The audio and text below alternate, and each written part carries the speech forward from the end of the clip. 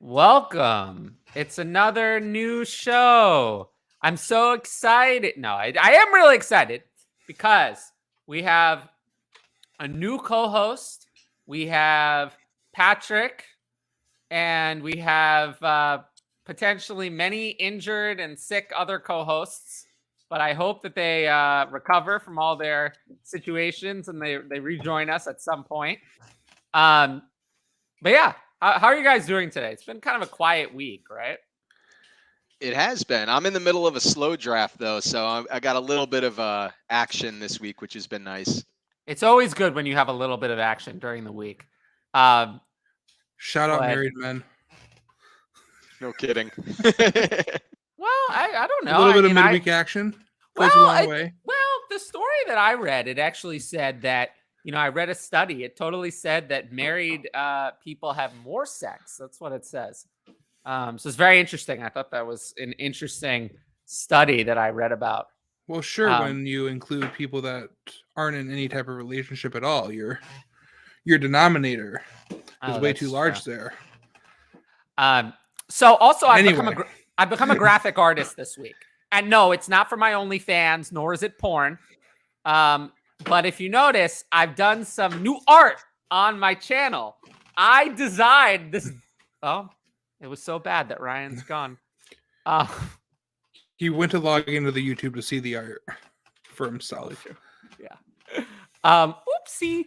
Well, while he comes back, you can see that I designed some very nice thumbnails for this YouTube channel. I designed this one, and then I did some little sleepy thumbnails, and then some other things.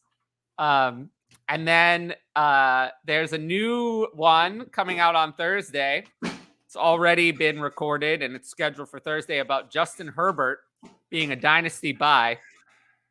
And I love it. I think I did a great job.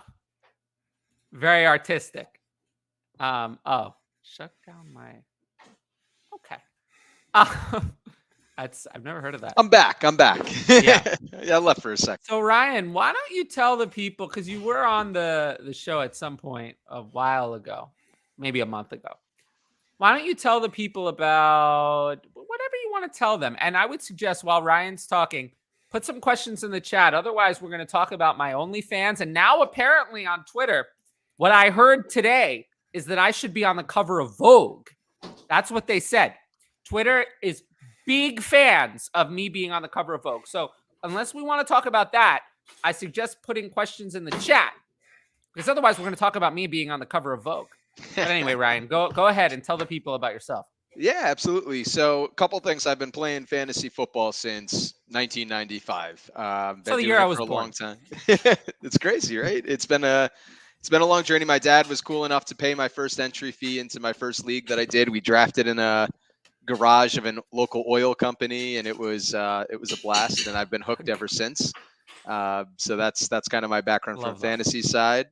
I got a chance to actually do some consulting work for the NFL back in the day. So I've done some stuff, particularly around statistical analysis for wide receivers for the Tampa Bay Buccaneers, and also some other side work in between for the draft stuff. So I've gotten to go out to the combine a few times with teams and stuff like that. So I like to do a little bit of a mix of like a film and analytics approach. So whenever you see my rankings, it's usually a blend of the two.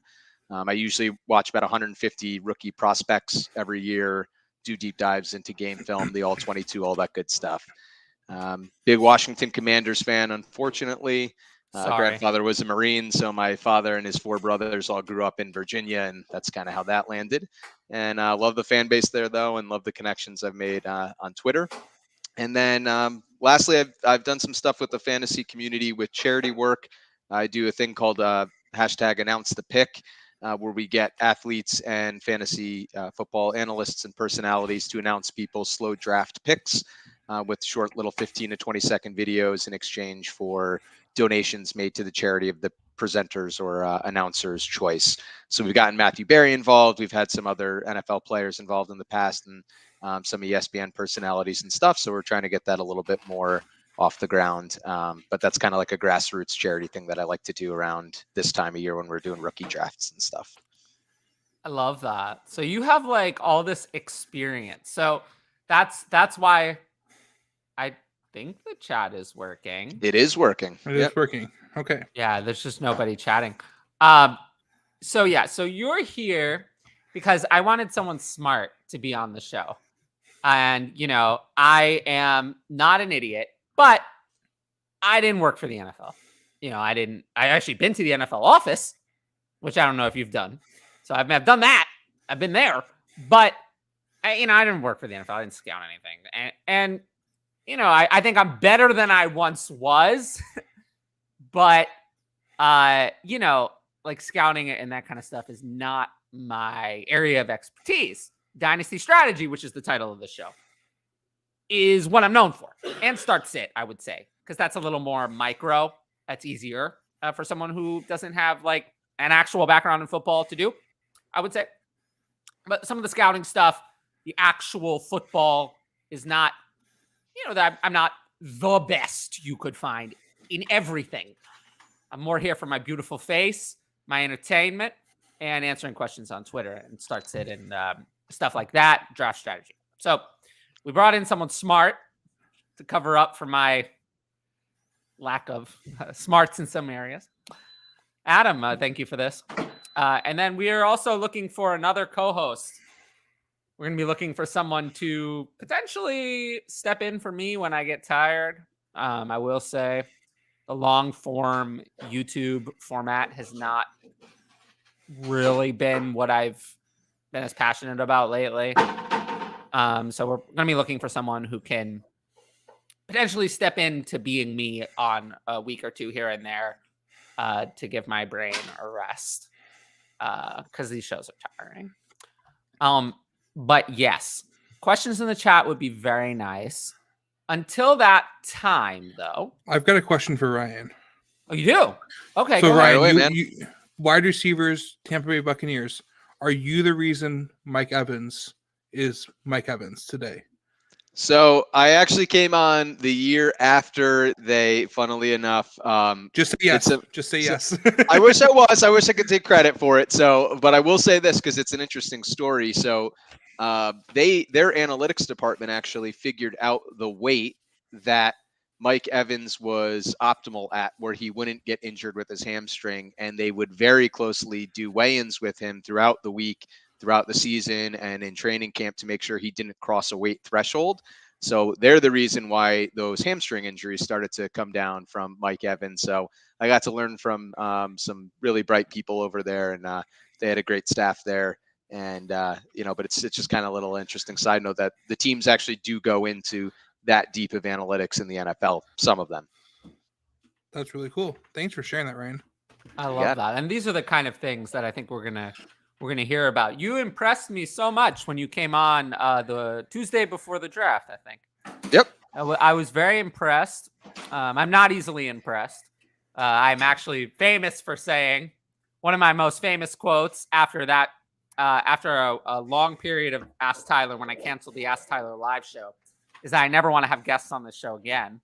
So I'm not easily impressed. But I appreciate that. For once, I was actually impressed by something. So I do appreciate that. And in addition, for since you just had a baby, for being willing to like work with all of that. And I'm just really hoping that working with you brings back some of the energy that I have not had. That's cool. Thanks, man. I appreciate that. That goes a long way. Yeah. And hey, I got to tell you, you got to not undervalue the start sit stuff because I don't. I got to tell you, man, It's sometimes when you are too analytical, like sometimes in myself, and you're too focused on the talent, you can sometimes muddy that with a fantasy opportunity, right? So I think there's your real life talent versus the points you put up in fantasy. And I think sometimes I struggle with that because I'll sometimes lean on the talent a little too much versus the situation. So it's good to, have that point of view. And I took a lot of your advice last year and it worked very well for me. I think I'm the best out there who does start sit. It's hard to track what percentage, but I think in terms of answering the most questions and helping the most people, I think I am the best in the entire fantasy industry. And I wouldn't just say that to say that. I really do think I am the best. But user 87543 says you got his question wrong. Well, he can go fuck himself. He or she, I guess. But I don't know. He's going to go fuck himself to his 0 followers. Yeah, he can go fuck himself. I really don't care. But I will say, I wish Start Sit were 12 months a year. That's my best stuff. That's what I'm most known for. But that's not 12 months a year. It's interesting. I think I'm better known for that than actually for Dynasty. I don't know if I'm best known for Dynasty anymore. Most of my Twitter followers, I don't even know if they know that I write at DLF. I had someone ask that. Hutch, you're here. What's up? Sorry I'm late, guys. But yeah, I gotta work a little bit later, I thought. How's the concussion going, man? Yeah, you sound fine. You were worried about your voice? You sound fine. I've been so congested all day today. But yeah, I was a mess at work today. I was like, my eyes were all teared up. I was like red all over. My nose is like crazy. Yeah, you sound okay though. I don't know if you're feeling okay, but you sound fine. Yeah. Okay. Cool. Yeah, I don't hear anything wrong. All right. But I did listen to your podcast today. Actually, I did listen to that one, and I thought there were some things that were interesting. You talked about Jonathan Taylor. I thought that was very interesting. Yes, I thought it was interesting because it was an interesting discussion. You said that Jonathan, I came prepared. You said that Jonathan Taylor, you weren't so confident in him because of Anthony Richardson being there, and that was going to reduce his viability in the passing game. And you mentioned J.K. Dobbins as a comparable, and then you talked about a couple of other things. But I just thought that was interesting because I actually don't agree at all. Yeah, I totally get the point because I believe I also mentioned, at least I remember mentioning that, he is a stud player and he's going to get his. You could argue that all day long, you all want. At the same time, it's Anthony Richardson. We don't know what he's going to do with this offense. We don't know how he's going to learn in this offense. And if he sees pressure, I feel like it's likely that he's going to run and not want to dump off the football to a running back. I know Jonathan Taylor's going to get his in the running game. Absolutely, he will. But in the passing game is one worse. I feel like he's been nearing 40 receptions a lot of his career. Like that's where he's been nearing. I don't know if we get there this year. I don't know if we get very near there this year. The thing with Jonathan Taylor, I think change things. I'd be more scared if it were like DeAndre Swift. But Jonathan Taylor's never had more than 2.5 catches a game ever. Like the receiving workload is not why. We're not drafting Jonathan. Jonathan Taylor is not Derrick Henry. But Jonathan Taylor's is closer to Derrick Henry than he is to like DeAndre Swift. Jonathan Taylor is closer to Derrick Henry. Jonathan Taylor is actually probably underused, has been already underused in the receiving game. So you're not taking away that. Like you're taking away from 40. 40 is his best. That's his best. So, I mean, yeah. So if he goes from 40 to 30, it's a downgrade. But like, it's not a crisis. And then Ed is right. This was going to be my counterpoint. Yep. It's true. It's true that running backs with a rushing quarterback have less receiving workload, but they have higher rushing efficiency. And I know, but running number, though. I mean, he averaged 5.04, 5.45, and 4.48 this past year when he was dealing with injuries and stuff. Like, how much more efficient can you get? 5.5. Like, how much? Like, yeah, but that's if he does 2021 again, I don't need more. How about How about a repeat of 2021? We've seen what a rushing quarterback how good they can make a running back look. Look at Khalil Herbert. Yes. Look at in 2021. Look how good he made David Montgomery look when Justin Fields. In 2021, he played with Carson Wentz, who's bad at everything, and he delivered 332 carries at a 5.5 clip, which is, by the way, I think some people maybe have forgotten how elite Jonathan Taylor is to do that. 332 carries at 5.5 a clip. I mean, we talk about a lot of running backs are elite. I love Derrick Henry. He did have one season like that in 2020 he delivered 378 carries at 5.4 a carry. That was his one year. But, Jonathan Taylor delivered a year with a similar efficiency to that, a little better efficiency with more passing game work, twice as much catches as Henry had that year. So Jonathan Taylor delivered an elite year. Players like Dalvin Cook have never delivered anything like that. And I don't think it gets much worse for the Colts offense this year compared to last year. I mean, if you look at their offense, they were scoring 17 points a game last year. When they had Wentz, it was at least 26 and a half. So, yeah. I mean, you got to assume under Anthony Richardson, you get some improvement there. So I actually think you're going to see closer to 2021 Jonathan Taylor than you did in 2022. But, I mean, I still think regardless, you're getting a pretty solid, viable back. So, yeah, I'm not saying he's going to be bad for fantasy. I just think that with Anthony Richardson there, I don't think 40 receptions or 35 receptions is really – I think that's something you could really put in question. And just say he loses let's say he loses like 20 receptions. Like let's say from that 40 catch season, let's say he catches like 20 balls next year at that 7.06 yards per he would have looked like if you cut his receptions and his yards in half, he would have lost about 45, 50 fantasy points last year. That's very significant. Like if he has the same efficiency numbers that he did in 2021, the same workload, but just loses those 2 catches, it could cause you a lot of fantasy points. If Anthony Richardson's just not willing to dump off, that's not going to happen. But you can run that against every single running back out there. If you take away half the receiving, they're going to. No, you're good. I just want to caution us with that idea that we're just applying this to one person. And yes, context matters in the grand scheme of things. But with a running back such as Derrick Henry, such as Jonathan Taylor, one of the things that my bigger concern with Jonathan Taylor is his points come off of big, lengthy runs because he's got field breaking skills in the running game where he breaks free and goes 75, 80 yards on a single play. How many running backs in the league are doing that in 2023 with how much better defenses have gotten at catching up to the ball carrier?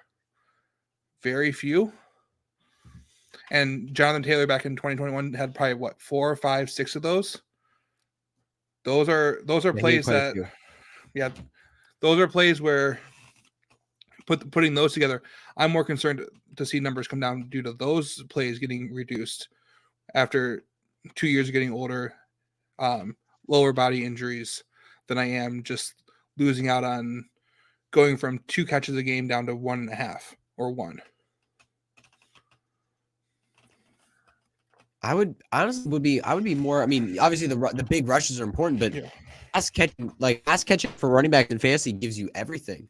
Like it's everything. I mean, you look at the past 5 years of top 10 running backs, just about 70% of them got at least 50 targets in their seasons. Like the guys who are doing great for fantasy are the ones who are catching passes. Jonathan Taylor is just not going to catch those passes. His ceiling is capped. I understand he was still even if he gets 20, 30 receptions, he could still be a top 10 back. But I feel like where he's being drafted RB3 overall is a little bit high. In redraft, right now, he's going as the RB2 or RB3 in most drafts. I think the other thing we have to consider is that running backs as a whole are scoring less. Mm-hmm. This year, only 2 running backs scored more than 20 fantasy points per game even in PPR. That's not that many. Hutch, would you say Travis Etienne last year had a good season catching balls? Was that? I love this. Did he have a good season as a pass catcher? No, because but Jonathan, but you can't really. No, I know. No, just play along. I'm not trying to get you on anything. I just want to put this conversation into perspective. No, not an excellent season. No, it's the guys who combine the rush that really put the elite level. Travis Etienne did not really do that very well. Travis Etienne had 35 catches last year. Did James Conner have a good season? He had actually a really impressive season, especially down the stretch. Actually, he was actually really good, and he caught a lot of passes last year. I do remember that. He did. Yeah, number 46. 46. Yeah. That was the one saving grace for him. I see pass catching, like those need to have pass catching numbers, being the saving grace for a guy that would normally be an RB3 getting moved into that RB2 trajectory. So the pass catching for James Conner saved him from what would have been an RB3 season, moving him into the RB2 territory and really propelling them into actually being relevant when he's on the field. But a guy at the absolute top of the game where they're getting 1,200 plus yards, it's not nearly as important. You It's really also need why. Go ahead. It's also why Christian McCaffrey would be my running back 1 redraft this year. Yep. Because there's nobody else that combines the rushing workload and receiving workload like he does. None of the other players have that for redraft. But it's a question of how long that's going to last, how long that ride is going to last for Dynasty.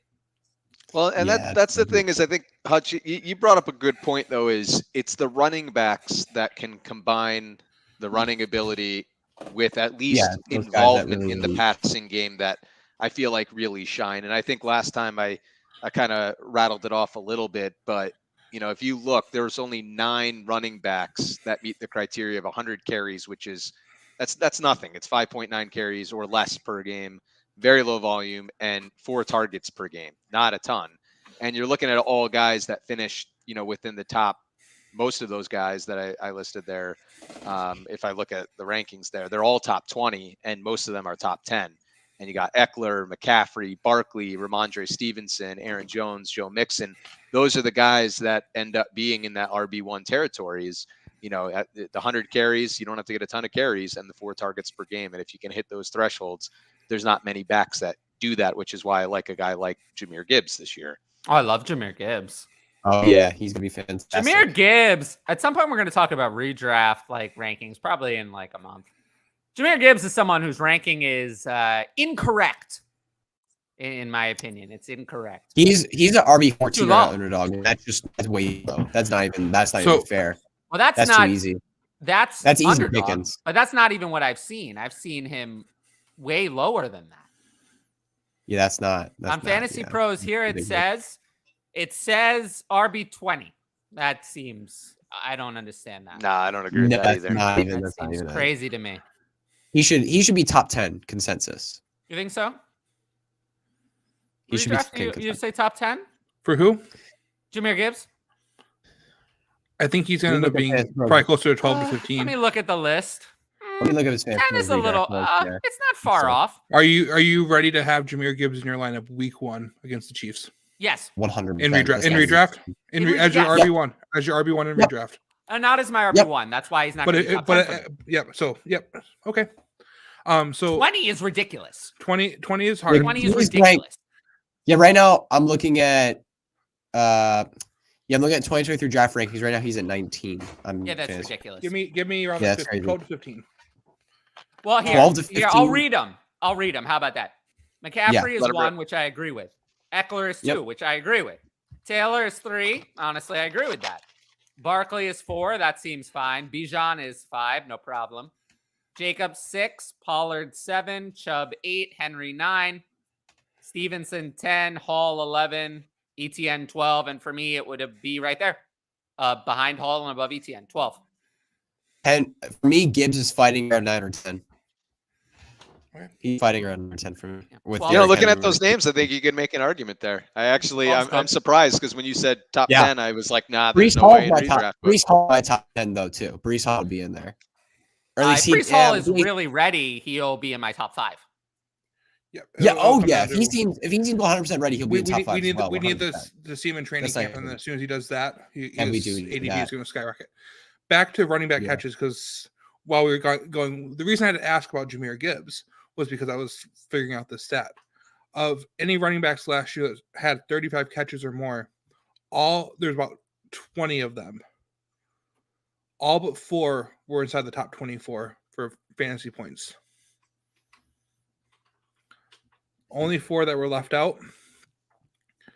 Michael Carter. Oh. Rex Burkhead. Rex Burkhead. Samaje Perine, just because he was a backup for most of the season and got a lot of work off of a couple games. And then Sorry, I missed one. Sorry, it was 5. Antonio Gibson Oh, and Rashad White. the All of legendary them, Antonio Gibson. all of them had serviceable weeks as RB2s or better. All of them you knew when to start them and when you could not start them. A good pass catching running back goes a long way. Now, I will say this. This is where I'm going to harp on this for everybody listening. Like, I love pass catching backs, to your point, but give me at least 6 carries a game or close to 6 carries a game. Because if you look at the guys who were 100 carries and the 4 targets, I'll read the names for those guys. Austin Eckler, Christian McCaffrey, Saquon Barkley, Ramondre Stevenson, Aaron Jones, Joe Mixon, Leonard Fournette, Alvin Kamara, James Conner. So you have 6 of those 9 top 10. 7 of the 9 were top 12, all top 20 backs. So the Rex Burkheads, the guys like that don't get the carries, that to me is like, okay, you're a little bit of an anomaly. But if you're going to give me at least 100 carries, if you're going to give me 6 carries a game and you're going to catch the ball, I'm all in. I think NFL teams are done with the Naeem Hines, the Tariq Cohen. I think they're done with that. I think that was a relic of when they would play 21 personnel. But that's a different time. They don't do that. They'd rather just have a wide receiver over a scat running back. They don't do that. They don't exist. There's a reason why there hasn't been one. I mean, who was the last successful running back in that role? Really? I mean, J.D. McKissick. That's it. J.D. McKissick is the last one. Jerick McKinnon? Yeah, McKinnon. No, Jerick McKinnon's not quite that. Jerick McKinnon was meant to run the ball. Yep. And then even this year, I mean, Jerick McKinnon had quite a few carries. He didn't break 100. He had 72. 72. But how many games did he start, though? Because I feel like once they started starting him, he started becoming a little bit more relevant. So if you look at the games where he was going to be one of the lead guys, I think it was a little bit more predictable and reliable because he did have those couple of games that were absolute monsters last year. Oh, yeah. He scored so many touchdowns. He was scoring so many touchdowns. Yeah.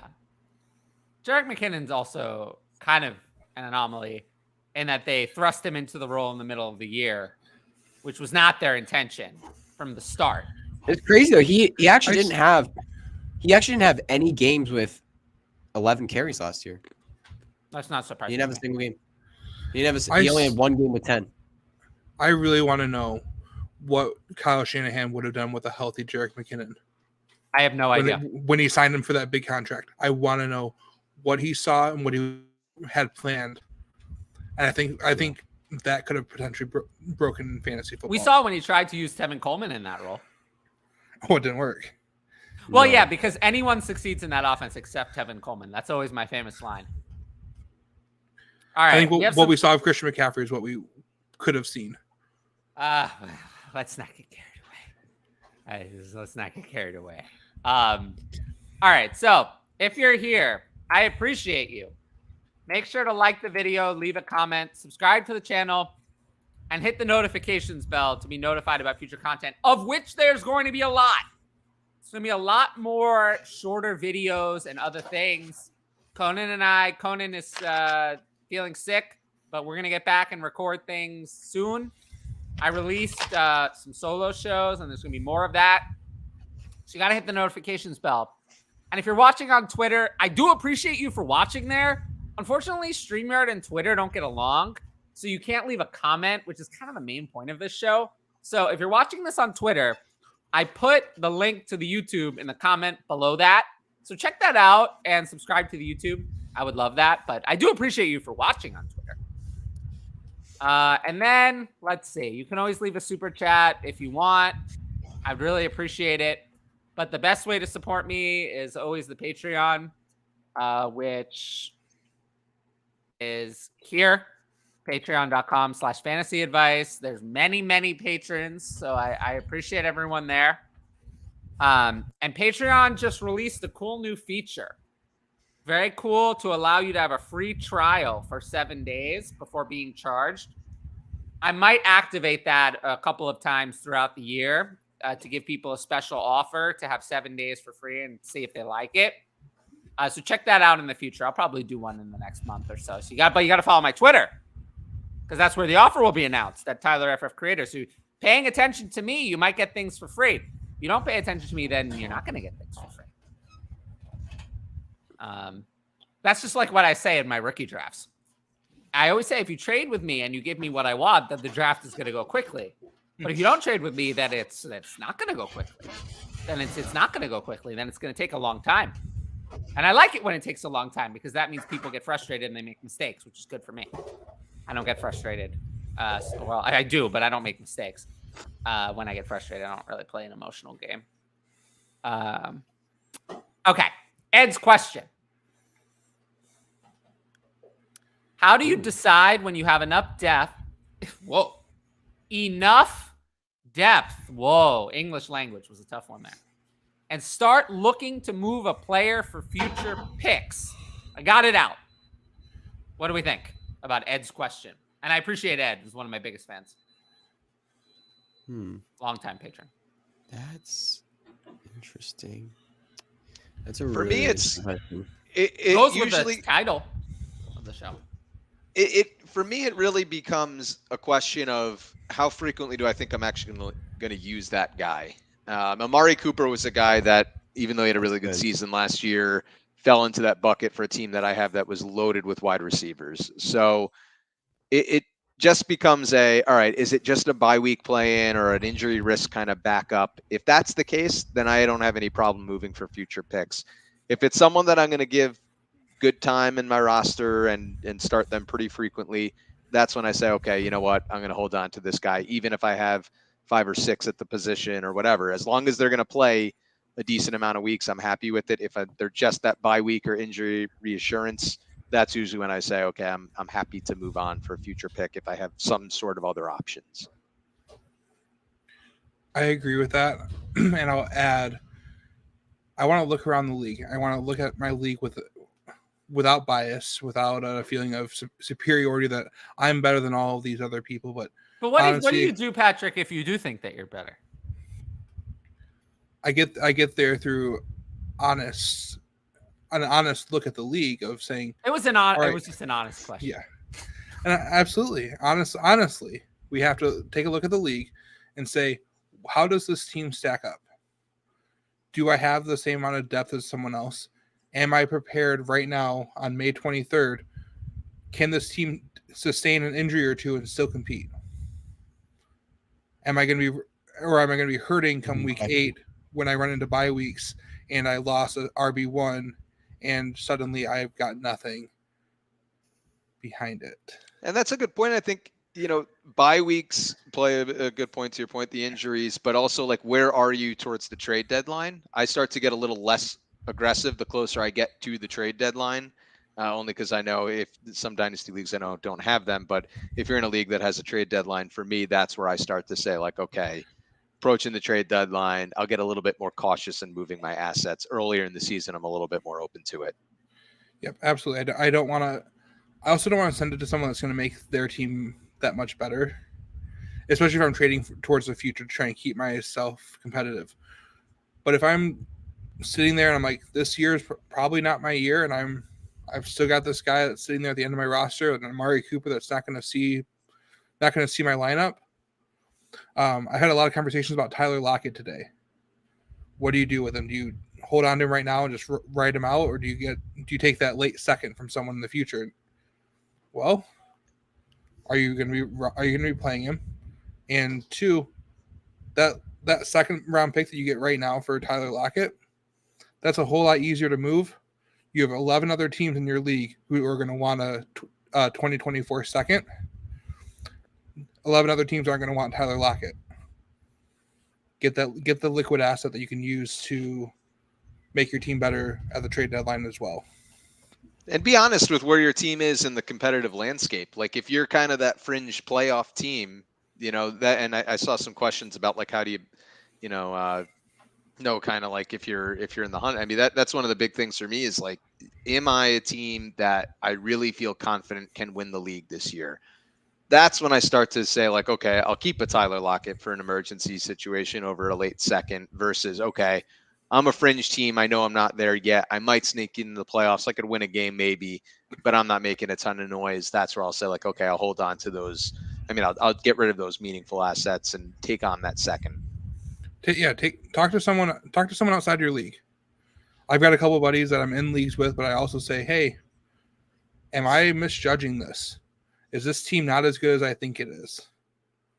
And use that advice and let it be real. Let it be feedback like you would take from anyone in your life, whether it be a teacher, coworker, boss. Let it make you better.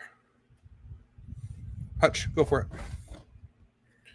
Yeah, I mean, I think you guys said it really, really well. I mean, you want to see if this player is going to help you. Like, I feel like you want to see if you're like in a win now situation, and I want, like, if you're considering selling a player, are they going to help you compete? Are they going to help you in your lineup actually win games, or are they just going to sit on the bench and sit there and do nothing for you? Because if they're not, then you might just want to sell them for a different player that might help you win a championship this year. But if you think that player is valuable to your team and will help you win, then that player should stay on your roster. I like winning. 100%. Winning is great. So speaking of winning, how do we take advantage of these camp clips that are coming out? These hype blurbs, the guys that are getting the I can't stand them. I'm watching like guys run an out route, and it's like, look at him making this cat. It's like, okay, he's in shorts and a t-shirt making it. Like, it's some of them are pretty ridiculous. Or I saw like a pass to Quentin Johnson from Justin Herbert, and they're like hyping it up. I'm like, it's just he's running a slant. Like it does weigh on people though. I do notice that like the more hype a guy gets on Twitter, the higher they start to catapult up the rankings and rookie drafts. But I try not to buy too much into this. I do buy into a little bit when it's like this guy's so much more dominant than the rest of the guys on the field. Some of that verbiage I'll start to pay attention to. The highlight films of like a guy running a route, I couldn't care less. Yeah, I mean, well, the thing is, the question, I couldn't care either, but you got to take advantage of and sell those players potentially for those, for their really hype values. I mean, because you know, there's a lot of players that everyone wants to hold in Dynasty that no one wants to get rid of, but every player has a cost in Dynasty. Every player has a cost where like, okay, I'd be willing to trade away this player. And if there's a player that everybody loves that you have on your roster because like everyone's in love with because of these videos that are coming out, because of these reports that are coming out, and you don't really believe they're true, or you get just all a smoke screen, sell that player high and get the value while you can. Take advantage of that peak price. I mean, I don't know. It would be, it depends. It depends on the player, really. Oh yeah, definitely a little bit. That's definitely could play into it. And what's being said about him? I know I'm still holding 2 shares of Romeo Dubs. I was selling the heck out of Dubs, man. I sold in a couple places. I turned Romeo Dubs into Christian Kirk in a second, or got Christian Kirk and sent Romeo Dubs in a second. That makes more sense. Yep. It turned out great. Led me leading the league in points. You got to make the most out of it. What is this? DSA. What does that mean? I was Googling it before because I was trying to figure out what DSA was. I think it may be, is it a style? I like the screen printing. I just don't know. Is that what I actually never knew if that's what the screen printing are, what that was. So. You live and learn, right?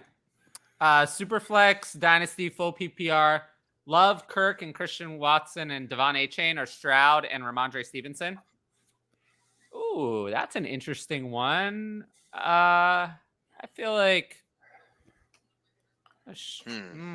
I'll go with Stroud. Yeah. I'd rather have Stevenson over Watson by a little bit, and then I'd rather have Stroud over the other 3 things combined. I'll take Stroud. Yeah, are those potentially the 2 best assets in that deal long term? I'm a big Christian Watson guy. I have to double check my Dynasty rankings where they're at. I do think I have Watson over him, though. I do think or if not, it's very close. I mean, Yeah, TLF Christian ADP is Watson. I have Watson just a couple spots, ahead of him. So I think Watson is the better asset. But yeah, it's very, very close. I could see the debate that Stevenson and Stroud are the best 2 assets of this draft. But I like Watson. I think he's behind Stroud as the second best. But I still want the Stroud Stevenson side anyway. I want it. I want Stroud Stevenson. Yeah. And I feel like the left side the first side could easily end up winning this trade in the long run. But right now, I want just give me Stroud and Stevenson. Oh yeah, if Love makes it, then if Love gives you 2 years as a top 15 quarterback. Also, I will say that Love making it and Watson making it are pretty intertwined. Yep. To a degree. A lot of risk on the left side. Yeah. And A-Chain, his profile is so interesting due to his size. Like, he could be a huge bust for fantasy. He could be a huge star for fantasy. Like, there are a lot of things. With Christian Kirk, if Cal really, really takes that step forward and takes over for the next couple of years in the sauce, like, what happens to Kirk then? Like, there's a lot of risk on that left side. There totally is. I mean, same thing with the right side, though. You have Stroud. We don't know what he is as a prospect or as an NFL player. Oh, he's a great prospect, but I don't know what he is as He's a great prospect. player. We don't know what he is as an NFL player. Yeah. Who's better for a contender, Amari Cooper or Christian Kirk, and what would you pay? Amari Cooper, I would say, is going to be higher in my redraft rankings. Yeah. Christian Kirk is 2.5 years younger, so I probably would have him higher for Dynasty. But what would I pay? I'm not going to pay a first for either of these. No. Would you go 224 seconds for Amari Cooper? No. A second and a third? Yeah. Yeah. 2 seconds is a little bit tougher. Yeah. If I feel like there are 2 late seconds, I'm okay with it. But if anyone has a chance to be early second. Amari Cooper is someone who scares me. I sold Amari Cooper a couple weeks ago for a 110. Oh, that would be great. But Amari Cooper feels like he's kind of been circling the bottom is like going to fall out. It's going to fall out, and it kind of hasn't. But I'm a little bit worried. Is there any Deshaun Watson kicks off the rust a little bit though and gets back to old that's form? the thing. What can Amari Cooper be? I would personally probably take Amari Cooper in that situation with the Cooper. I mean, Kirk, last year was Amari Cooper's most targets, tied for most targets, and close to his most receiving yards ever, most touchdowns ever last year. It's very strange. I mean, just didn't look that good. As weird as that is to say. So he's someone who scares me. I might just be kind of out. I don't know. Yeah, maybe I'm wrong. I'm worried because I mean the Browns didn't add very significant competition this offseason. And Deshaun Watson, we know he could take a step forward, and Amari Cooper's the clear number 1 in this offense. I mean, it's kind of hard to say he's going to suck. He's just not. He's just like the only way he really sucks this year is if he just doesn't have it anymore. I think it's just the kind of thing that for a 29, if I'm going to take a 29-year-old, I want that 29-year-old to be elite. And I think that I don't think we're improving from last year. No. I think Amari Cooper's in decline, not on the rise. 2020 was Amari Cooper's best year.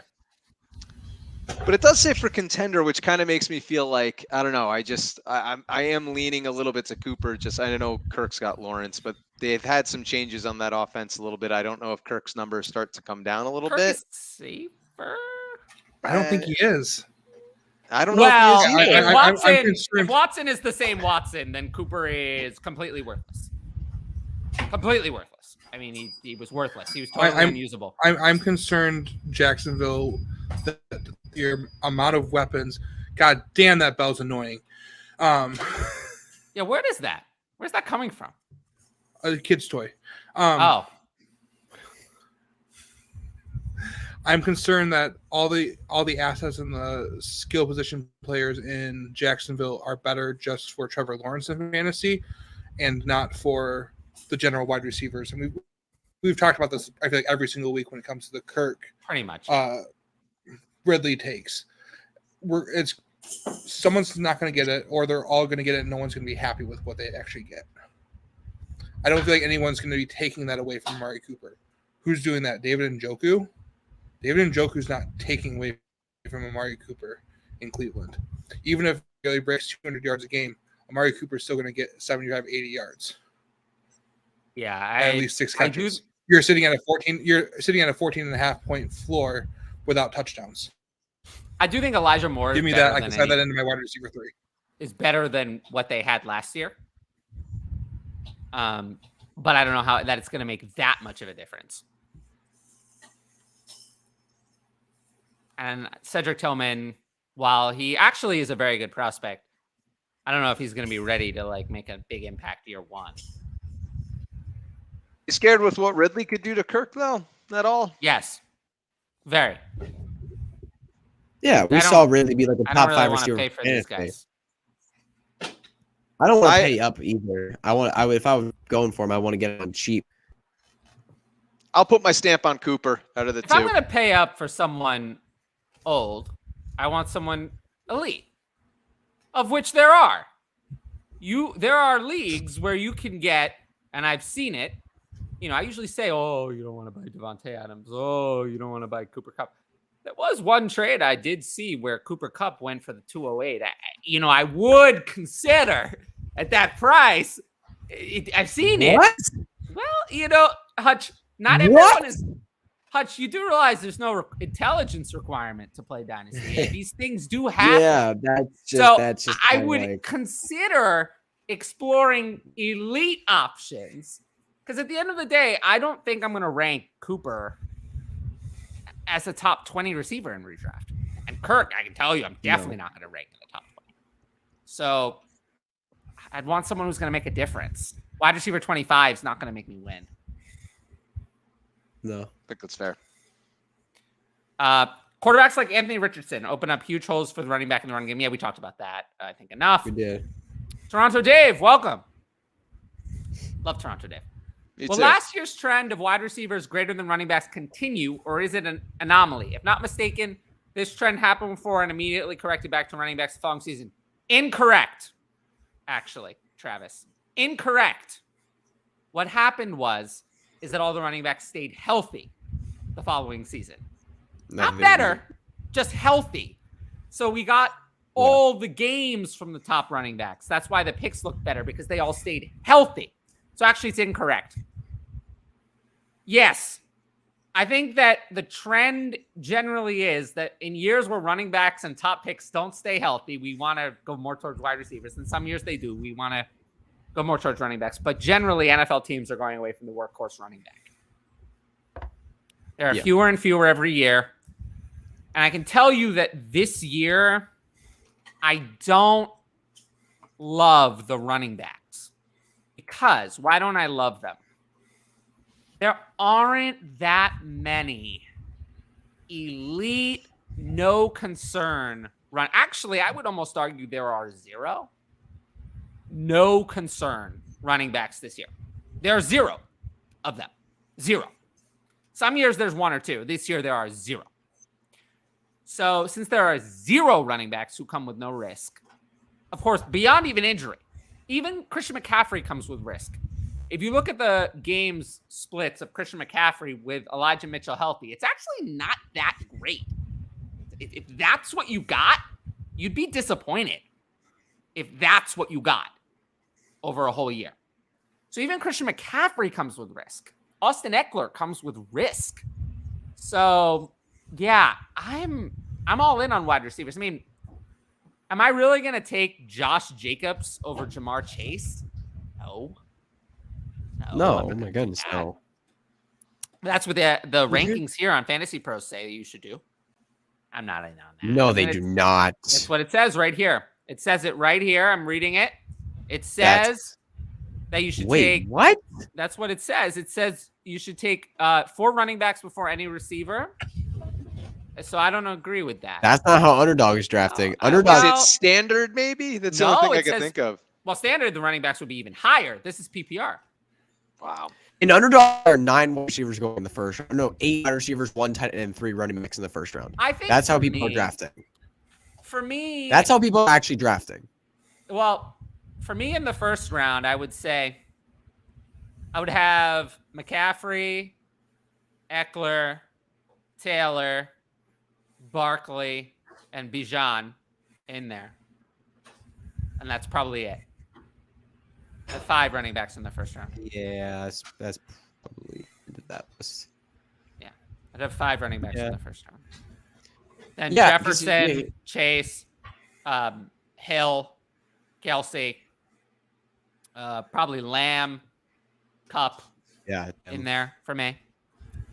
And then maybe Diggs. Who I think is too low. Personally.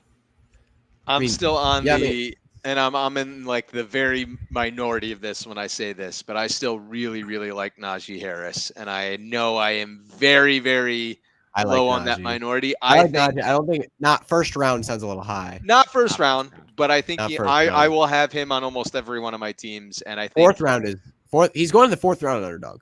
I will take him. in the- Really? I'll He take will him not in make it fourth to the 4th in any of my Yeah, leagues. 4th round. Yeah. I mean, you're just guaranteed. You're getting 300 touches as long as he stays on the field relatively healthy, and he's in a solid offense with a quarterback that could take a step forward in 2023. Like that's an easy steal for me. But one And thing most I importantly for me is, sorry to cut you off there, I apologize, go but ahead. most importantly good. to me, Broderick Jones is a huge addition to that offensive line as a run blocker. And I don't think people Mhm. realize how And Darnell important it's going to Washington. be. Yeah. And Darnell Washington, you're right, who they spent the 2nd round pick on. Yep. who had no receiving highlights in college, I might add. Just some people said that he was Yeah. gonna be a good receiver in the NFL. I disagreed. I was He's, really hoping he's an extra O lineman on the yeah, he's field. not Well, I going wrote the to. article for DLF on him. I was Yeah, really no, hoping that some draft high and use him. Yeah, essentially, well, but that that's didn't not gonna happen. It's not gonna I happen. wrote the article for DLF on him, and I noted that there were a lot of Brock Bowers highlights. That he looked very good. You know, Yeah. very excited for next year. A better prospect than Kyle Pitts. I don't really think that's a very hot take. Brock Bowers is a significantly better prospect than Kyle Pitts. As a receiver, I mean, he's put up way more numbers in his first 2 years than Kyle Pitts put up in his first 2. It's not even close. Bowers is my favorite I've watched, that tight end. Love him. Well, And I- you know it's He's good when insane. he popped off on a video that was meant to be about someone else. You know that's good. If somehow Yeah. you manage to be a highlight of someone else's video. Oh, I just wanted to make a porn analogy and then I didn't do it. That would have been very interesting. We won't do that. We'll spare the people. All right, Tom. And Bowers is a guy that, Wow. and we talked about this last time I was on the show, but CeeDee Lamb stepped onto the field as a freshman in I love Oklahoma, CeeDee and Lamb, by the he was way. a stud, right? That's how Brock Bowers is. He came on as immediately as a freshman, dominant, and I think that's always something to me that I always pay attention to, because if you look at some of the best guys that have come into the NFL, like a CeeDee Lamb, a great prospect. I don't know how he felt to the Cowboys when he did, but Yeah, that's those are the Wild. kind of guys I look for that are dominant I had from day someone one. tell me that CeeDee Lamb wasn't elite. I was like, what? Yo, I posted on Twitter recently, like, CeeDee Lamb should be, like, he's being drafted at the end of the first round underdog. It's like the wide receiver 8 off the board. And people came after me. And I said that's way too low. And people came after me. And I was like, I don't understand. Like, why? Like, he finished as a top 5 guy last year in PPR. And they got rid of Dalton Schultz. So they added Despite the Brandon Cooks. fact They got that rid of Dalton Dak Schultz. didn't play a lot of last year, was And injured he at didn't times. play a lot of last year as well. Like, I mean, He it was- had 1,359 yards and 9 I touchdowns. mean, in his outside age Jefferson, 23 Chase, and season. I Cup, don't is there a receiver understand. you'd rather have than Lamb? Of course not. Outside of Justin Jefferson, Chase, and Cup, is there a receiver you'd I'd rather have. than Lamb? I think I'd rather have Lamb over Cup. I respect it. Even- I would put Lamb. I think I'd have Lamb at. I haven't done redraft rankings yet, but I think that's fair. I've learned my lesson. You don't want to be the one on the train as it derails from the tracks. Yep. You don't Yeah, want to be the yeah. one. You should be getting a big discount. I learned this with Keenan Allen last year. You don't want to be the one taking Oh, I'm the talking about train. Dynasty. I'm talking about redraft. No, I am talking about redraft. Yeah, You don't right? want to Okay, be just make sure. in redraft. It's one thing Tyreek Hill. Tyreek Hill showed zero, and I mean zero signs of decline. Actually, last year was by far Tyreek Hill's best year. By far. It was his best year on the field. Not necessarily for fantasy. He didn't have Patrick Mahomes, but it was his best year as a receiver. He's not in decline if last year was his best year. Cooper Kupp, yes, there were injuries. There were some problems. Now there's more quarterback problems, a lot of problems. This sounds like a train that might be crashing. I'm not taking a crashing train at wide receiver 3. I'll take him at wide receiver 7, but not 3. There's no upside at 3. I don't think we're going back to 2022 or 2021. Sorry. He's going to be 30 by the time the season starts. So I think that's fair. And I think, you know, I always like to take what you said, like you've learned your lesson. I feel like you're not going to win your league in the first round, but you can definitely lose your, 100%. CeeDee Lamb has essentially no risk because even with Dak, he was still good. Without Dak, he was still good. He was still elite. What crap? My one argument I will make, just to play devil's advocate. Devil usually doesn't need an advocate, but I will be that today. Cooper Kupp, when he went down with the injury, was wide receiver 1. Oh, I know. And he was wasn't he on pace to beat last year in fantasy points? He was on a similar pace. He was on the same pace. He's a stud. And then he played through an injury the last game he played. Still put up a little bit of numbers. Games without Stafford, he missed those, and those would have been, I think, a big problem. So probably would have been. But is that his fault as Cooper Kupp, or is that Matthew Stafford? I think CeeDee Lamb is a better player than Cooper Kupp. I think Cooper Kupp, if you gave him Stetson Bennett, would not be good. It would be fine, but the drop off would be big because you saw we had a long track record of Cooper Kupp with Jared Goff, and he was good. He had one elite year, and the rest were wide receiver 2 numbers, and that was in his prime, allegedly. I love Cooper Kupp, but I think him and Matthew Stafford have something special because he didn't do it with Jared Goff. That was also playing with Brandon Cooks, Robert Woods, and Todd Gurley, prime Todd Gurley. I get it, but if you're really elite, he didn't need to be. You're really that elite. He didn't need to be 2K. That was 3 wide receivers with over 1,000 yards, and running back, a clear running back 1 in fantasy. He didn't need to be 2K. It is very strange how he broke out, though. It's very strange. It's a career path that's very odd. To be very good for so long and then suddenly become elite at 28 is very, very odd. I think really the connection him and Matthew Stafford had. I mean, no, that's what I'm saying. Yeah. But if Matthew Stafford goes down, I think the drop off is going to be big. And the elbow is a concern still. Well, it's a big concern. I mean, it's a big concern. I have heard that it's really a big problem. So I'm worried. Matthew Stafford is actually a recent faller in my rankings because I'm hearing a lot of bad news. Matthew Stafford would be better just to retire and be able to walk. Oh, my goodness. Sorry, broken backs aren't great. He just has so much money on the line. That's why I don't think he's retired. Sorry, I prefer to be able to walk over money. At $40 million, I might consider it. Gibbs or Ramondre in a potential high 2024 first. Okay, how potential, how high, and is it super flex? Are you guaranteeing top 6? If you're guaranteeing top 6, I'll take it.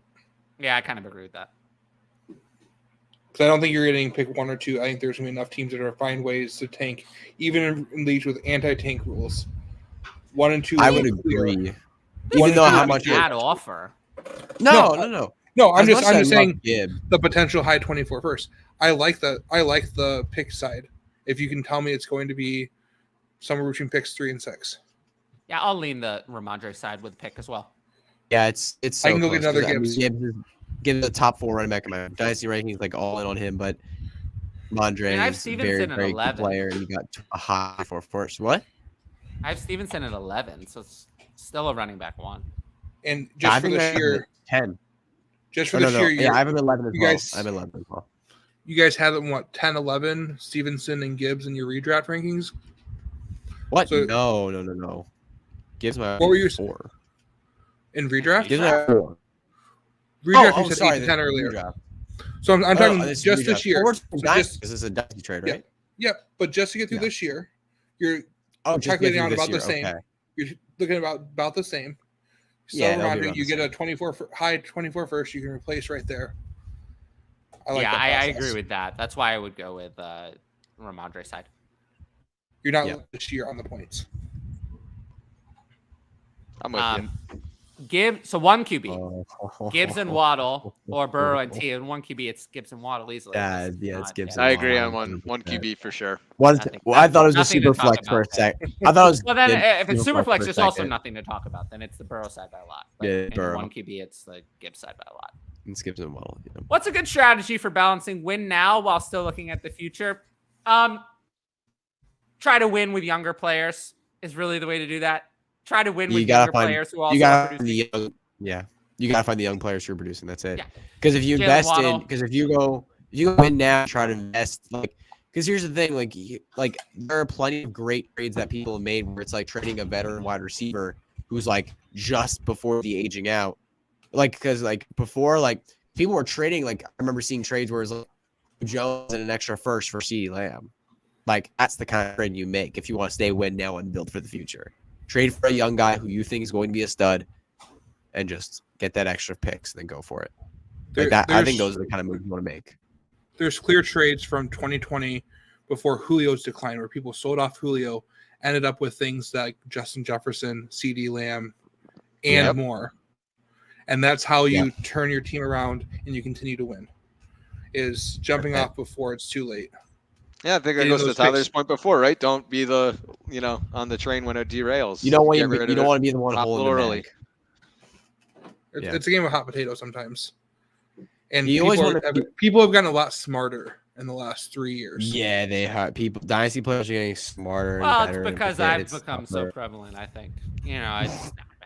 I'm kidding. It's only a sort of. I will say I've noticed this.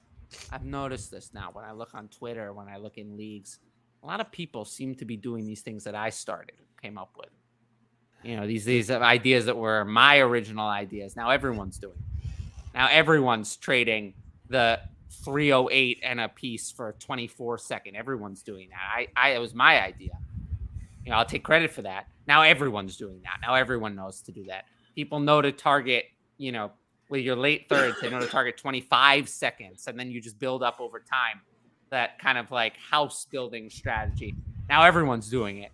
It was my idea, but now I see everyone doing it. So, I realize that these things have become a lot more prevalent, and you just have to work harder and find your opportunities.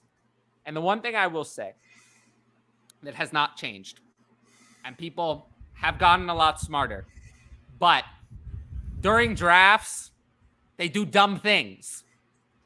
They do really dumb things when all they have to do is click a button and player X is theirs. That's when people really do dumb shit. Yep. So that's when you take advantage of them. And that's when you take your time on the clock. You send a lot of different offers and you take advantage of people who really want player X. I'll give you a good example. I just traded down in a rookie draft 14-team league. I had pick 114. I traded back to 2-1 for some late round pick 210. Someone reached out to me on my 2-1 pick and sent me a 2024 first to go up and draft Roschon Johnson, which I like Johnson, but I feel like I stole. That hive mind. If you can take advantage of that Roschon Johnson hive mind, yeah, if you can do that, take them for all they're worth. So easy. And it's probably going to be a middle of the first pick. And I think Tyler, you brought it up yeah, it's not even as. I love it. Too. Tyler brought up a good point on Twitter earlier in the week too. He was like, not all 2024 firsts are going to be late 2024 firsts. Every fucking time. Every fucking time. I even had someone today, they told me, a 2025 late first. You don't know that shit. How is that? How do you have a 2025 late first? You could have the team, and I've seen this in leagues many times. You could have teams be orphaned and have dispersal drafts between now and 2025. How can you know that a 2025 first is going to be late? How? Yeah. How can you know that? I watched dispersal drafts. There could be another manager coming in. Many things can happen. How can you know that? How? Yeah, like I remember specifically a league. We were in a 16-team dynasty league that get a guy Luke Sawhook. We all know Luke here, right? We do. You know, I would suggest. Luke is awesome. Oh, I really do think so. I would tell him that he should start more of those leagues and start one that has no vetoes from the beginning. That would be my tip for him. That would be my tip for him. I noticed there was a big problem on Twitter. There's been a big problem. There was a big problem. Yeah. And I was like, this big problem could have been avoided. This problem could have been avoided if you had no vetoes, and we would have no problem. But the thing is, Luke had in this. I love Luke. This is why I don't have the patience for this. I give him credit. He has a lot of patience, a lot of time that I do not have. I don't have time to manage all of these people and like have them come in the league and then deal with all these disputes. My solution to a dispute is to hit the block button, and then the dispute is over. The dispute's over. They can't talk to me anymore, so I don't have to stop my problem. So I give him so much credit. I don't know how he deals with that. But you know, it's very interesting. I would suggest following the Sawhook Dynasty League on Twitter. It's very entertaining. Yes. Very, very entertaining feed. But anyway, I just want to give him credit for that. But go ahead. Luke Sawhook is awesome, but yeah, he is in a 16-team dynasty league with us. And last year he won the not this past year, but the year before, he won the championship, and this man had everything. I mean, he was the king. Like it was a pure dominant shutdown of this league. I mean, he had Debo. He had like Tom Brady in the roster. He had Pat Mahomes. He had Debo Samuel and lucky. Devontae Adams. Najee Harris is great. Like he seriously had like he was outscoring laps around us. Like it was unbelievable dominant year. He won the championship, and we're looking. Hold on, let's pull up his team real quick because we're looking towards this year. And his team is in shambles, like absolute shambles. Let me find his team right now. I'm looking at it's the Marvel versus The Office. Where's he at? So right now, his team consists of Hendon Hooker as the only quarterback. Oh, that's a little problem there. Yeah. Najee Harris, Javonte Williams is the two running backs. He has Cooper Kupp, Devontae Adams, Evan Ingram, Clyde Edwards-Helaire, Tyler Algier, and he has Bijan on the super flex. And then his bench is a bunch of nobodies that will never be started in fantasy, except Dalton Kincaid on the bench. Like just a year ago, this dude's team was, I mean, this is a 16-team dynasty league, and he was looking like he was a 6-10 league. This was unbelievable, the amount of dominant players he had, but he has sold everything because everything fell apart, and he's completely rebuilding. It can change in a flash. It really can change in a flash. That's how you can't know that 2025 first is going to be late. Snap my fingers, but I snapped them. I tried. What do you mean you can't? I can't do it either.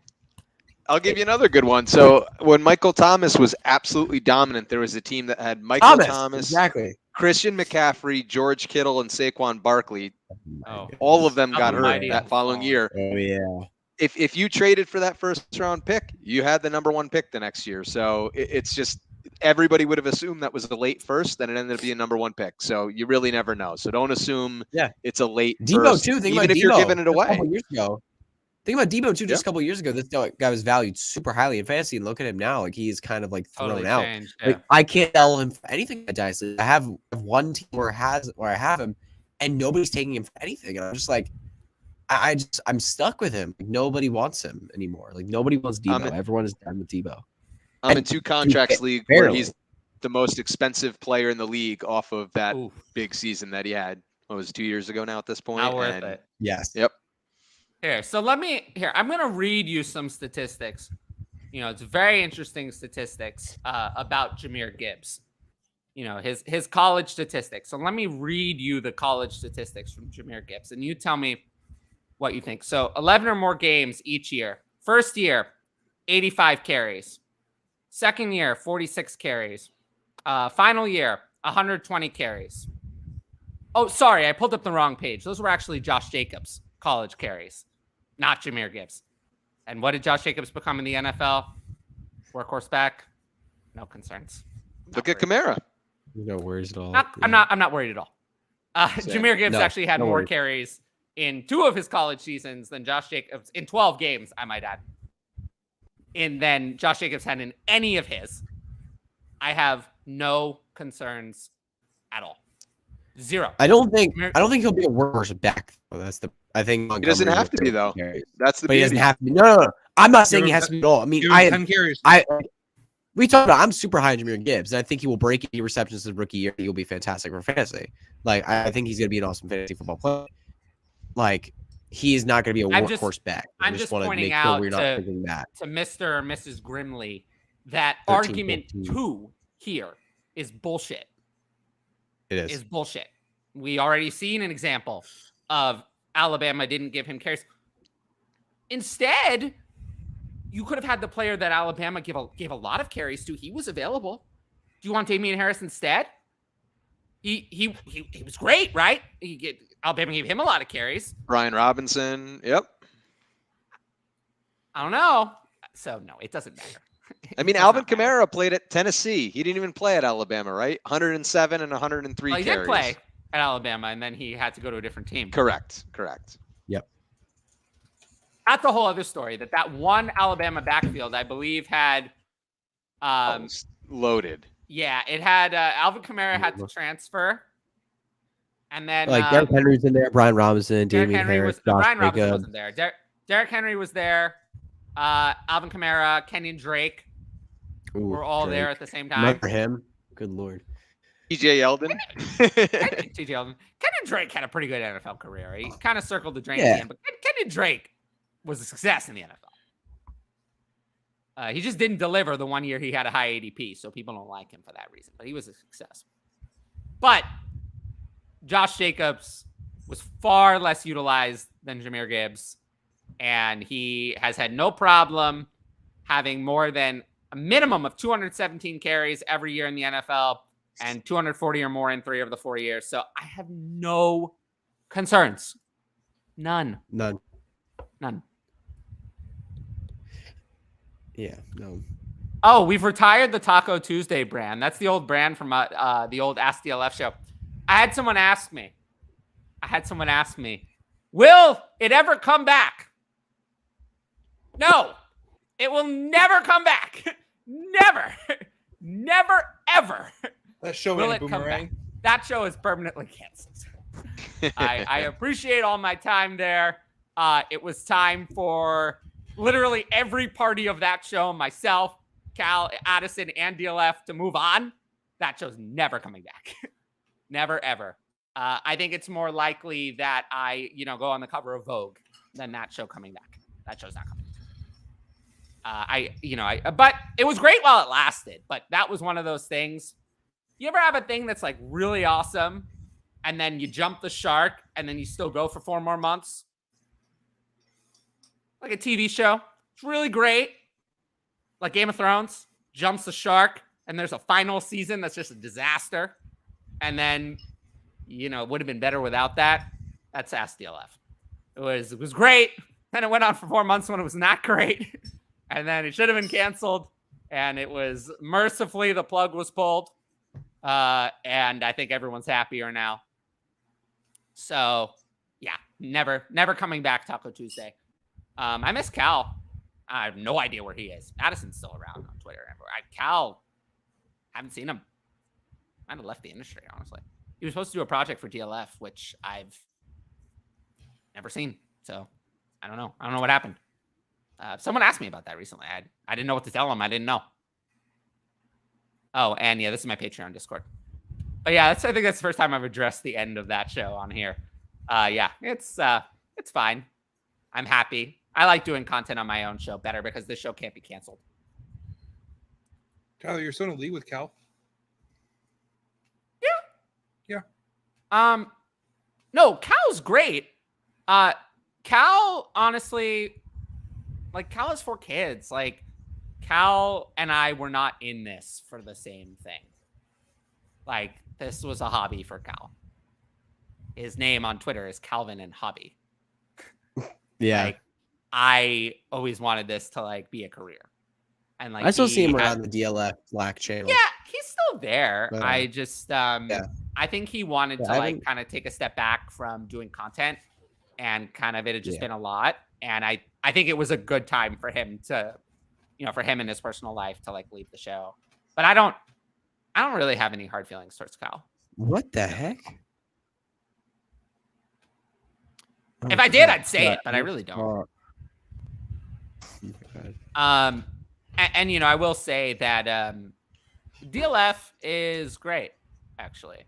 They kind of, despite the YouTube show not ending maybe the best for anyone involved in that project, they've definitely haven't really held it against me or whatever as a writer, and I've pretty much just gone back to writing like I did in the past. And it's been honestly a great experience. Kind of have like a new love for writing. I kind of missed it. I hadn't done it for a while, and it's been nice. It's been nice. I don't know if people read. I honestly don't know if people read my articles. I don't know. No one ever tells me about them. Like, no one is ever like, oh, I read your article, I liked it. I never hear about it. So it's kind of like, are people reading them? Maybe people are reading them. It's just not, my fans are not reading them because it's like a separate paywall. So I don't know. I never hear about them, but I think they're good. DLF lets me write so many of them, so they must think that they're pretty good. And I have to give a lot of credit to James Simpson for those. He really works as the editor for DLF. He works very hard. And he always, whenever he has something to say about one of my articles, which is actually very rare, he always reminds me how good of a job I'm doing, and just mentions something that he wants me to change in the future. I always appreciate him. He's, how a lot of these things have like sites or whatever content have like rock stars that you don't know about. He's like number one on that list.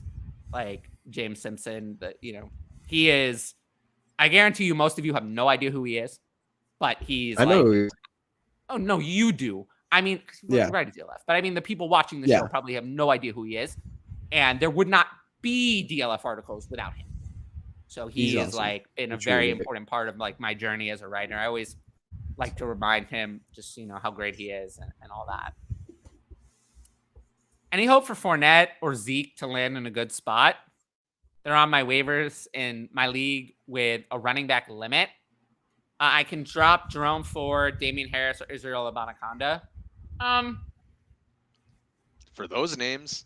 I have more hope. I would drop Ford. I'd be willing to drop Ford for Zeke. Yeah, I guess so. Of those three. I would drop anybody but Damian Harris for either of those guys, to be honest with you. Not Fournette. Yeah. Fournette is toast. Oh, Fournette, I really feel like is kind Fournette has nothing left. Yeah. Fournette has nothing left. Zeke has a lot of mileage on those tires. They both do. Zeke has maybe something. I think I'm surprised Fournette got as far as he did. So he dealt with those nasty injuries in college and still. Yep. Major success with two teams. Yeah. What do you think the odds are that Ezekiel Elliott's career is over? Over? Yeah. I don't think it's over. 5%. 5%? But his career. I think he will most likely sign mid-season. He might go the Latavius Murray route. And or you get that training camp injury and they need an extra depth back or something. Especially a team that runs the ball a lot. Has a lot of good football knowledge, can pass block, can do whatever the team needs him to do. Yeah, that's probably where he'll go for the next. Someone will sign him for like a 1.5 million with like up to 2.5 million with incentives. Is Juwan Johnson on your radar, or does the Moreau signing negate him? The Moreau signing doesn't negate him. Doesn't help. No. They gave Moreau a lot of money, and Moreau has familiarity with Derek Carr, and we keep hearing from Derek Carr about Moreau, so it doesn't help. Yeah, I'm not. I mean, Juwan Johnson for me. He was mostly just a touchdown guy. Last year. He didn't score a touchdown. He was such a disaster, and this offense is still not looking fantastic heading into next year. I know Derek Carr is an upgrade, but this offense is still looking a bit mediocre next year. I'm not in Juwan Johnson. A lot of tight end names I like over him. Yeah, it's just I'm not going to be looking his way. I could take or leave him, and in most spots, I'm just leaving him. Yep. Thoughts on Rashid Shaheed in 2023? Does he become the Saints wide receiver 2, and is he worth rostering? Who cares? No, I'm kind of out on Rashid Shaheed. Pass. I'm good. Yeah, I don't need him. Speaking of off-season hype, who are you looking to move when they spike some hype this offseason? A-Chain. That's a great Promise question. A-Chain's value is so low. He'd have to People are. he'd have to rise worried a about him. lot to become a sell. I drafted him today. A-Chain's been over, but in my opinion, A-Chain's been overhyped since the NFL draft happened. But he's not. Like, his ADP doesn't say that he is at all. That's the thing. Yeah, his ADP is in the back of the first, early second, and No, but I'm not talking about that ADP. I'm talking about his startup ADP. It's running back 28, which isn't, to me, is not overhyped. To me, No, I don't see him ever being even a top 40 back. But hold on, we just had the conversation on receiving back.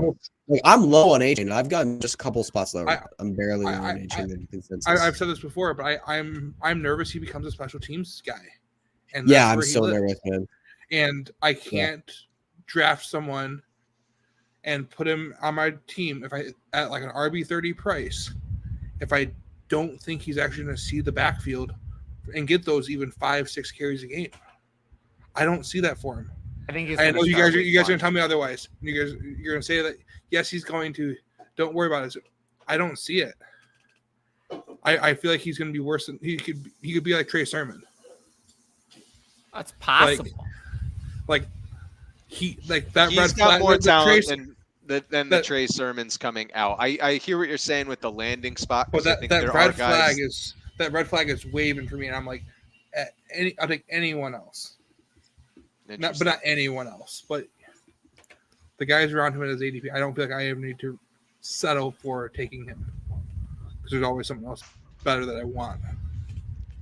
If I see A-Chain flashing, though, to the point of that question, I'm going to probably be confident that they picked him where they picked him to use him the way that he's flashing. So I don't know if he's flashing that I would be getting rid of him, to be honest with you.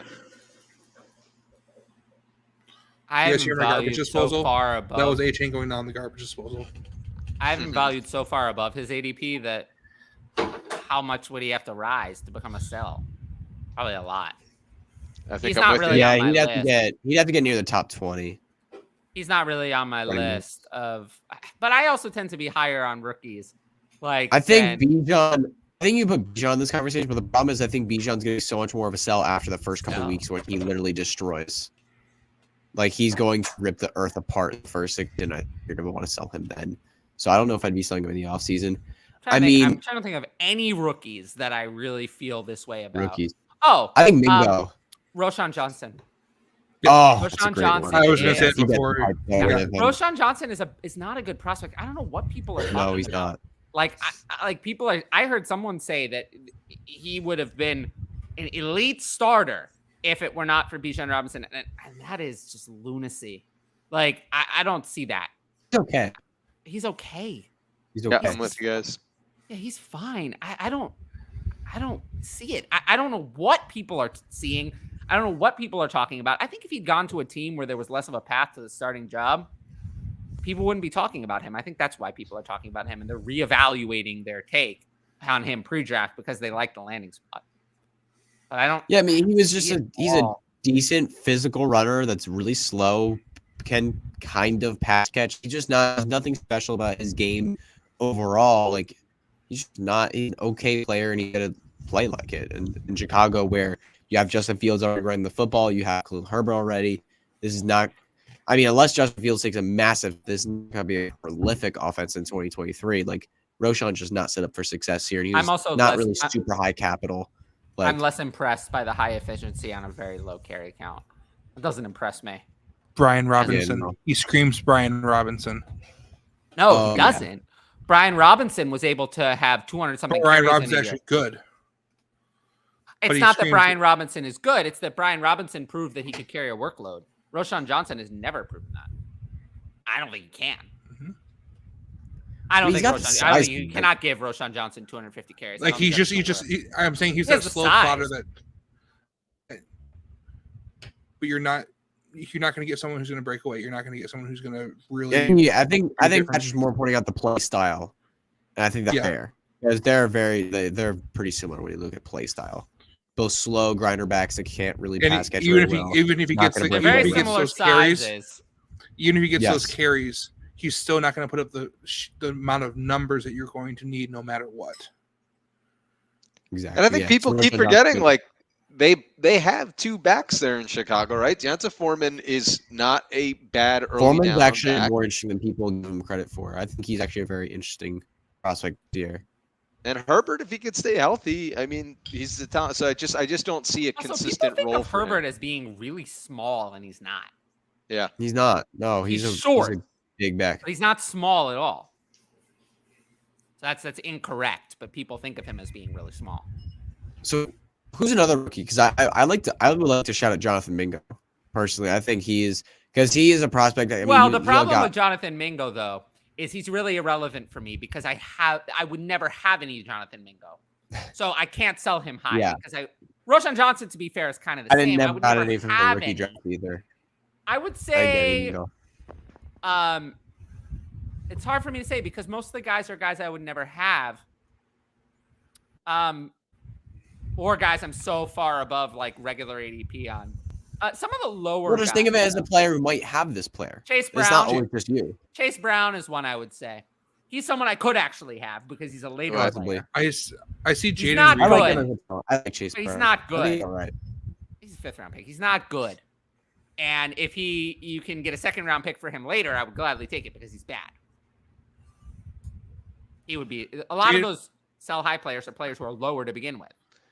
What about non-rookies? Are there any ones that you're thinking of that are like? I was trying to rack my Yeah, brain around huh. who was maybe a hype. I'm thinking Non-rookies, about like some of the Jets guys, maybe. Garrett Wilson might. Yeah, I love Garrett Wilson. I'm skyrocket. moving on from Garrett I Wilson. would not We want. don't I wanna would move not on want to from go. Garrett I Wilson. do not What want about to like tell an him Alan no. Lazard though? Would you move on Who from cares him? about Alan Lazard? No one cares about it. No one's. Yeah, no no- Some nobody leagues they cares. do. Oh, DeAndre Swift. DeAndre Swift. That's a great If one. DeAndre That's a Swift great starts one. out the year strong, I get rid of him because it's not going to last. It's not going to last because Yeah, the that's touchdowns good. aren't going to come. He's not going to get consistent goal line work. He's not going to get consistent receiving work.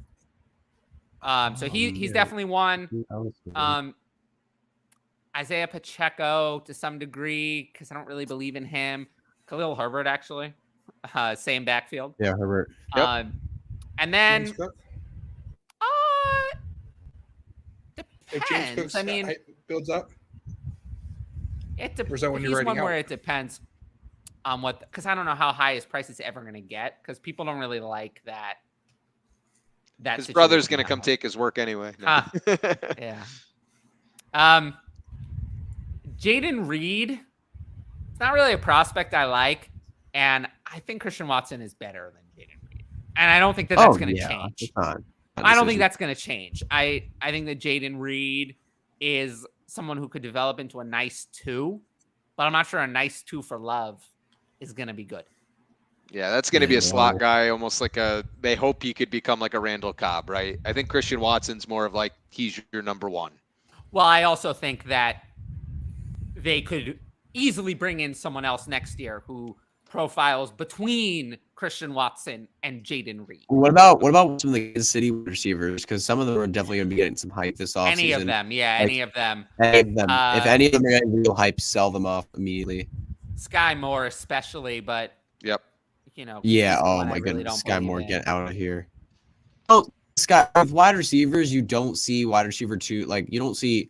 Like usually, we want to talk about the year 2, year 3 breakout for wide receivers, but you got something in year 1.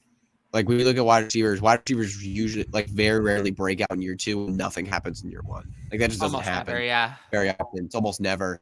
Like you gotta see something. Sky Moore just shows that he can fumble punts Yeah. and suck. Like he just didn't show us anything. Like there was nothing that you could say that was great. Like there was nothing at all. Like There- Sky Moore there was a really complete wasn't. disaster. Like I'm just not in. If there's any hype for him, just get him off your team. What about like John Mechie or Tank Dell? Because those two wide receivers, because they're the 2. They are the 1-2 of this offense right now in terms of wide receiver. I think Sean Lee the targets, but Yeah, for players like that, I you- probably need to get up to a 2nd. they'd have to go pretty high. Yeah, if Yeah. I actually kind of like John. I think John Mechie's at least interesting. I Tank like Dell, John Mechie. Tank Dell, I'm a little worried about the size. It's I'm Very actually worried. writing the It's DLF really article tough about with Tank him. Dell right now. There's a video on this channel Because he's like, isn't he like Conan and I, 164? Like he's he very is. light. Conan and I talked about Tank Dell. That's one of the videos we did, and we're hoping to get together to record another set. But we talked about Tank Dell, and then that was one, and then we talked a little bit about Michael Wilson and Elijah Higgins as other sleepers. But the Tank Dell sleeper video has over 300 views. It was well received, so check that out on the channel.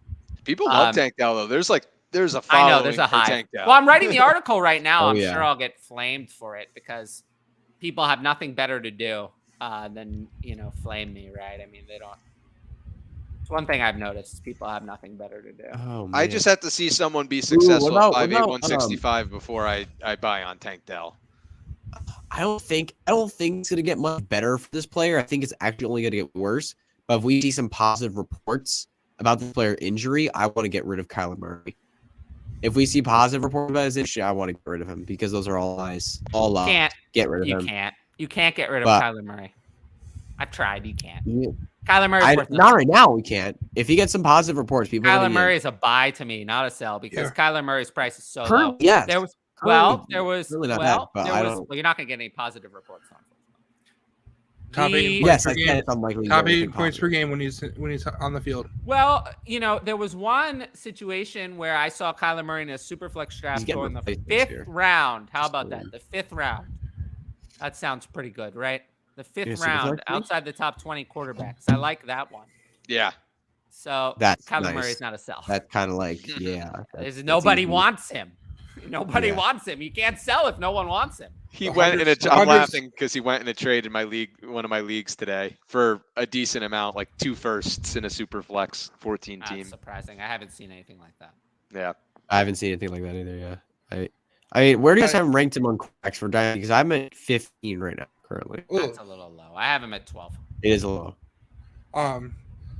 He's I have not, him at he's 12. not going I to- genuinely The- I the- genuinely the- believe he gets replaced next year. I think he's going to another team No. next year. They're not eating an $81 million cap hit. For Caleb Williams, they will. For Caleb Caleb Williams, Williams, I they think. Yeah. They will. It's do Caleb that Williams. because Caleb Because Williams they have Houston is picking next year, and they You're have not- their own pick. They're gonna have all the power in the world to pick Caleb. But Williams. you're not taking 1/3 of your cap and dead cap just for. No, I mean, I think he'll do almost anything for Caleb Williams. You can trade him. It's not going to be. You're able to eliminate some of that cap with when you trade him. It's not as bad as cutting him as a totally different cap because that Yeah, normally they're takes, gonna if you cut him. cut I think him they will trade him. on the dead cap, then all of the future guaranteed Draft Caleb salary Williams, accelerates trade him to into the that Vikings, year. and let him play If for you the Vikings trade when Kirk him, Cousins the goes. guaranteed It's salary, it's guaranteed, but it goes to the new team. So the trade would not be as, it would still be bad, but it wouldn't be as bad. It wouldn't be 81 million. You draft Caleb Williams, trade him to the Vikings when the Vikings don't let extend Kirk Cousins and Kirk Cousins sign in San Francisco. Boom. I think also Everything considering sucks. that Kyler Murray, a lot of his signing bonus would stick with the Cardinals. He actually would have some trade value, not much, because his contract's way too big. But he would have some trade value because the new team would actually be getting an affordable contract.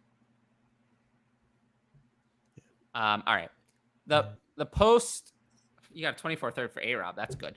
Would you move Garrett Wilson plus for Justin Jefferson? Garrett Wilson and JSN for Justin Jefferson, is that too much? Ooh. Wilson and JSN. I'd I'm still gonna- take I JJ, think but it's Jefferson close. because he's a sure thing. I want Jefferson, but let's say I also don't like. It's about Jason. right, though. I'll take Jefferson. I think that's fair comp, but yeah, I think that's probably where you have to land to get someone like a JJ. You gotta Yeah, have you two gotta good pay assets at least. Yeah, Yeah, I'll take Jefferson there. But yeah. I will too. It's close. It's tough. Those Where- two are really good players. Where do you draw the line to draft an old elite wide receiver like Tyreek Diggs or Cup versus the shiny toy like Jackson Smith-Njigba or Drake London? Very simple. I have Drake London first of the players on this list, then Tyreek Really? Hill, then JSN. You Drake London over Tyreek Hill? In Dynasty, yeah. Why would I want Tyreek Hill? He said he was going to retire. 2 years. Yeah, I don't see Tough Drake to London take being an elite wide Tyreek Hill. receiver. You don't? I don't see Drake London being elite wide. No, Oh. no, not at least this year. No, Oh. no. I have to With Desmond disagree. Ritter, with Desmond Ritter quarterback and Kyle Pitts stepping back, I don't see. Well, him I being an elite wide receiver mean, this year. They passed more Good, with sure. I think. Desmond Ritter. I don't think Drake London breaks into the top 10 this year. I would bet against that. Well, I don't think he has to make it like if I have so Drake London is born in July 2001, so he turns 22 in 4 months. I don't even have Drake London. I mean, where do I have Drake London? I have him in Dynasty before he turns 22 at 10. So he doesn't have to finish at 10. If Drake London finishes at 17, we're still happy. Like on that kind of Dynasty trajectory, we're still happy. Considering he'd be going into 2024 at 23, that's when some rookies come into the league. It really comes down to, for me, like when you're looking at guys like a Tyreek Hill and a Drake London, like obviously for next year in a redraft, you want Tyreek Hill, right? But it really comes down to how your dynasty team is built too a little bit. So if you're a team that can go for a run the next 2 years, maybe you want the Tyreek Hill versus a team that's rebuilding. You're going to want the Drake London. So it kind of does become a little bit situational for me when you're talking dynasty, like where's your team at? I think that's a really important thing to think about. Also, let's remember that CeeDee Lamb, who we talked about earlier, had a very, very similar rookie year to Drake London. It didn't quite all come together. Better quarterback, and it was still very similar. Didn't quite all come together. Then in the second year, he wasn't elite. It wasn't elite. But after year 2, where was CeeDee Lamb ranked in Dynasty? Similar prospect, similar draft capital, similar age. Where was CeeDee Lamb ranked in Dynasty after year 2? I know the answer. It's top 5. But he wasn't even a wide receiver 1. And then in year 3, we moved to elite. Drake London doesn't have to be top 10 to be a top 10 dynasty wide receiver after this year. That's the reason I'm so in on him, because he had production at a young age and is still really young. And has draft capital and was an elite prospect. So that's why I'm in on someone like Drake London. I will also say that Tyreek, Diggs, and Kupp are 3 completely different players. Tyreek Hill, as I said, had his best year in 2022. Stephon Diggs did not. Stephon Diggs is one of those players. I don't like to say it. I mean, I'll say it. I don't give a fuck. Stephon Diggs was in decline in 2022. People don't want to hear about that.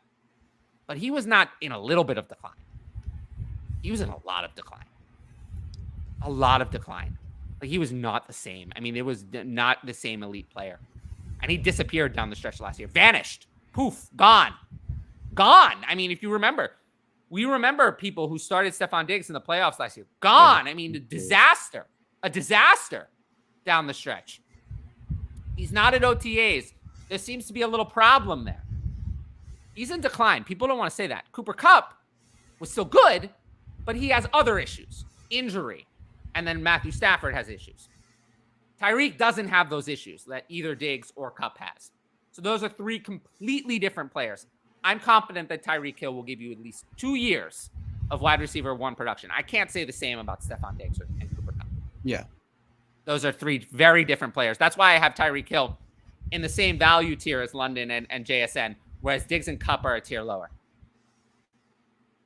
They're very, very different. And I've seen a lot of people conflating the 3, but they're really not. Tyreek Hill is different than the other 2. Very different. Yep. So yeah, you have. So where do you have Tyreek Hill ranked? Do you have him like right behind London? 11. You said you have London. Yeah, you have 11. Okay, because I have Tyreek Hill at 9 right now. And Olave. Those guys. 10. I like Olave. I love Olave. Yeah. Drake London right now is wide receiver 13 for me. That's not that low. I've got him. Yeah, it's not too low. A little lower than you, but not too low. JSN I have even lower. I've got him behind Kupp and Smith. JSN I have at 14. I mean, that's still kind of high.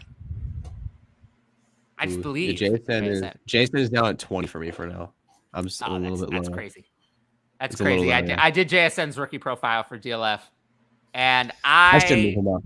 I've been wanting to move him up. It's just tough because I love Traylon Burks. I love Christian Watson. That at Ohio State, he was elite, many tiers above other elite options who were also first-round picks and became elite in the NFL. He is one of the best statistical profiles to come into the NFL in a long time. one of the best. He's up there. Yeah. Yep. Not quite Jamar Chase, but he's not that far off. I've wanted to move him up. I probably should. I So just the I love statistics Kellen say Burke. he's I love one of the Christopher best. Watson. These guys are my favorites, man. But yeah. We'll see if he Insane. we'll see if he can translate that to the NFL. But the ceiling's just so high, even if the immediate situation is not my favorite. All right. Don't forget to subscribe to the channel, and then you'll find my solo podcast, which is releasing on Thursday at 2 p.m. I'm going to release all my shows during the weekdays at 2 p.m. Eastern. So look for those on my channel. Recorded shows, podcasts with Conan, and then my solo ones. So you can check that out if you subscribe here. And then this is the link to the Tank Dell video as we were discussing. I think we're almost done. Yeah. I feel good. This one, I'll take us through the rest of the chat and wrap up the show. This one I will take Lawrence pretty easily. Mm-hmm. I would not take this for Kyler. I would prefer Kyler over Jones and 24-second. Kyler is a failure. Kyler is not failure. Kyler's not actually a failure. He's just annoying. No, it's not. People who are a failure emotionally are not failures. Failures aren't top 8 in points per game every. Yeah, I single was year told of that the T. league. Higgins was a failure because he burned someone. That's not how failure works. No. What's up? Sorry, Arizona's field is shit, and he tore his ACL. His own fault, up? right? Peace. Thoughts on Jameson Williams? I'm kind of done with Jameson Williams. I who have loved this him. kind of starts- As well. Me too. I Players who have loved this him, and kind I'm of just start- done. I'm same boat.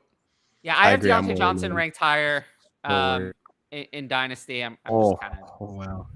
done with Jameson Williams. Yeah, he's Eh, he's a 28 for me. yeah. If it's anchored Oh. by these, I would keep anchoring it and ride it out. Okay. Anyone have anything else they want to say? I think we talked some Dynasty strategy. We talked about everything I wanted to talk about. Yeah. No, man. We're good. Nothing to plug? I've got a Patreon now. Yes. Patreon.com/clutch hutch, so you can check it out. I've got that over there going. I got some things going on over there. Yeah, I think I already plugged all my stuff. So just make sure to subscribe to the channel. Support what we're doing here. Absolutely.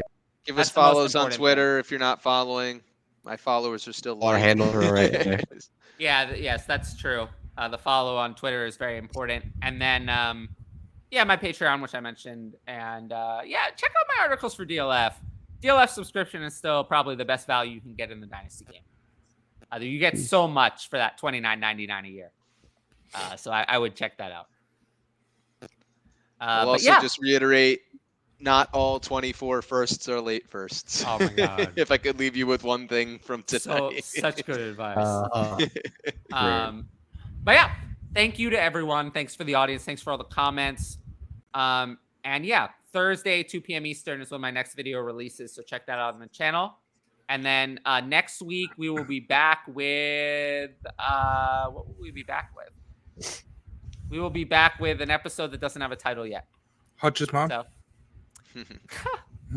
I'm going to plug a charity real quick before we I'll say plug the goodbye. charity. Now. Yeah, go ahead. All right, so there's a charity called the Hog Farmers. I'm a Washington Commanders fan, and they are Washington Commanders super fans, but they do a lot of great work with pediatric cancer patients.